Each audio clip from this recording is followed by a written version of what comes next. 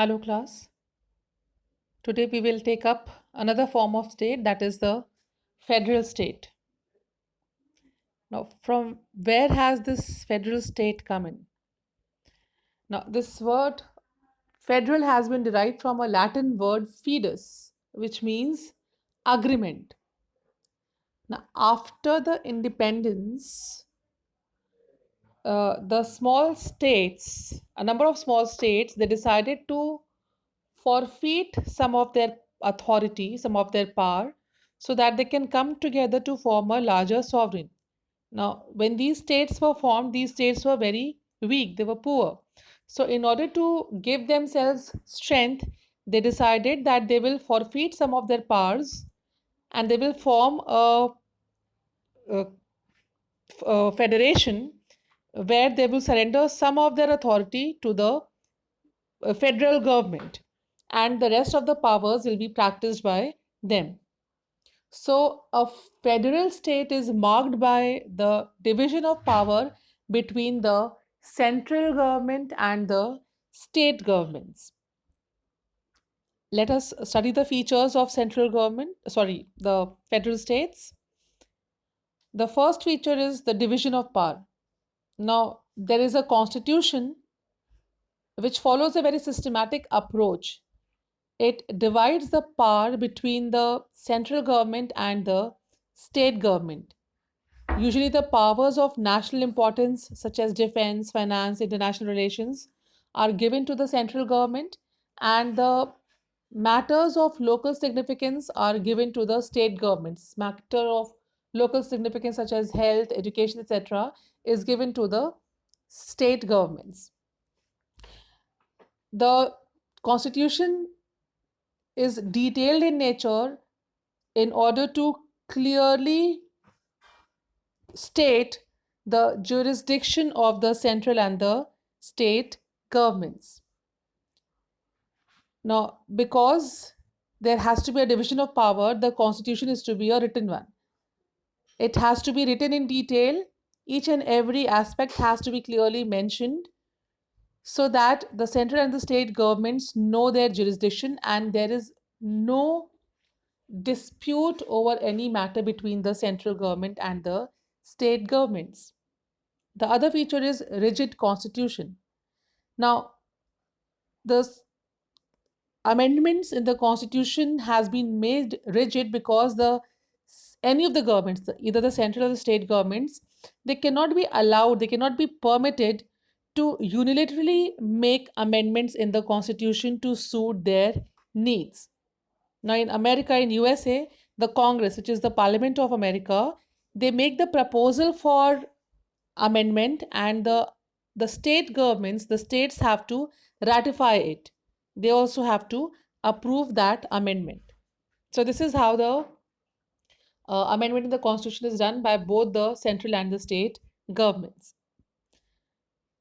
Now, though there is a written constitution which tries to write down all the about the jurisdiction of the central and the state governments, about the powers or the matters on which they can legislate, still, if there is any dispute between the central and the state government, there is an supreme and impartial judiciary. Why is judiciary called as supreme? Because it decides whether the laws made by the central or the state governments are in accordance with the provision of the constitution or not. So the judiciary performs two functions. One is it protects the constitution, and the other is it solves the dispute between the central and the state government. So the judiciary sees that if any of the governments, the central or the state governments, if they are passing a law which violates any of the provisions of the constitution, then the judiciary declares that law as null and void. There are two sets of government, the central government and the state governments. Therefore, there is dual administration. The central administration is for the entire country, everybody has to follow it, and the administration of the state is for a particular state. The citizenship of a federation have got dual citizenship. One citizenship is of the federation they belong to, and the other is of the state in the federation which they belong to. The legislature is a bicameral legislature. That means there are two houses in the parliament, like we have in India, Lok Sabha and Rajya Sabha. Similarly, in USA, which is an example of federal state, classic example of federal state, we have the lower house, which is called as the House of Representatives, and the upper house is called as the Senate. The House of Representatives, which is the lower house, it represents the people of America. And the Senate, which is the upper house, it represents the federal units of America. And all the federating states are given equal representation in the Senate. There are two representatives from each federating units which go to the Senate. So there is equality of all the federating states. So these were the features of the federal states. Now we come to the advantages of the federal state. It prevents the rise of despotism. Despotism means the governments may become arbitrary, they may start taking decisions on their own without keeping in mind the interests of the people and the country.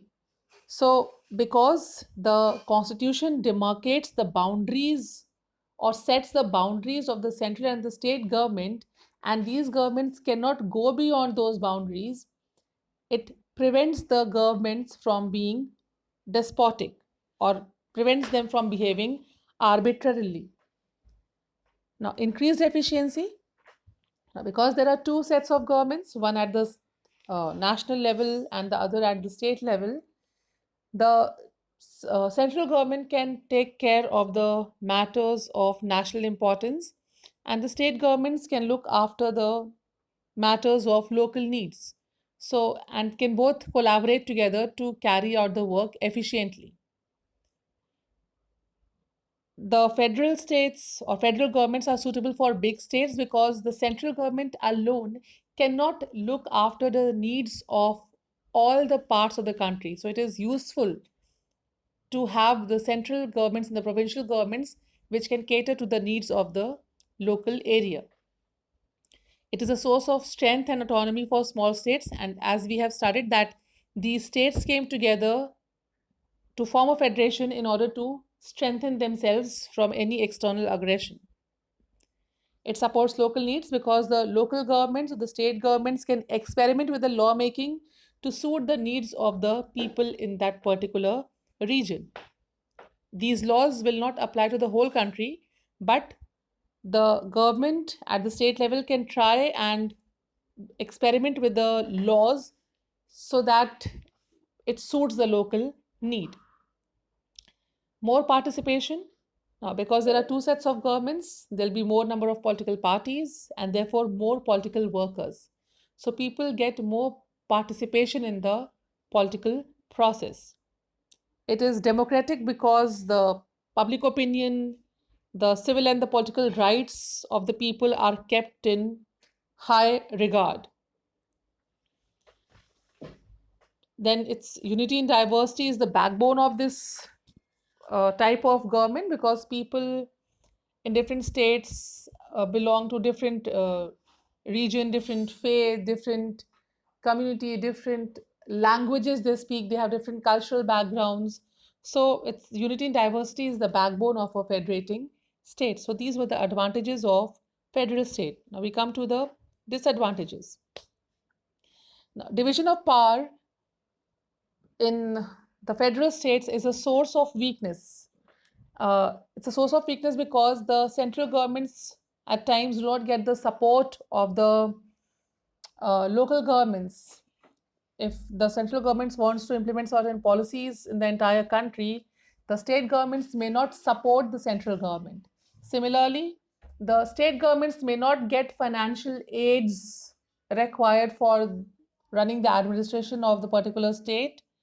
So these states, the central and the central government and the state governments are in perpetual conflict and dispute over various matters and also over the jurisdiction of the central and the state governments. Now, because there is always a conflict between the central government and the state governments over the jurisdiction, uh, it actually reduces the administrative efficiency of these governments. They are not able to look after the administrative work, rather, they are busy with solving the disputes between the central and the state governments. There is reduced accountability because one government tries to put the blame on the other government. The central government will try to put the blame of failure of anything on the state governments, and the state governments are likely to shift the blame on the central government for not providing timely financial aids, etc. The other disadvantage is that it is rigid. It is rigid because the procedure for making amendments in the constitution has been made very, very difficult. In America, it is the Congress which uh, passes a resolution to make amendment, and then the state governments have to ratify that proposal. It's an expensive government because we have to maintain two sets of everything, two sets of legislatures, judiciary, the executives. So obviously this type of government is an expensive one. Source of regionalism means that different states may start demanding, they may try to give their particular state more importance as compared to the other states, so that it acts as a source of regionalism in a federal state.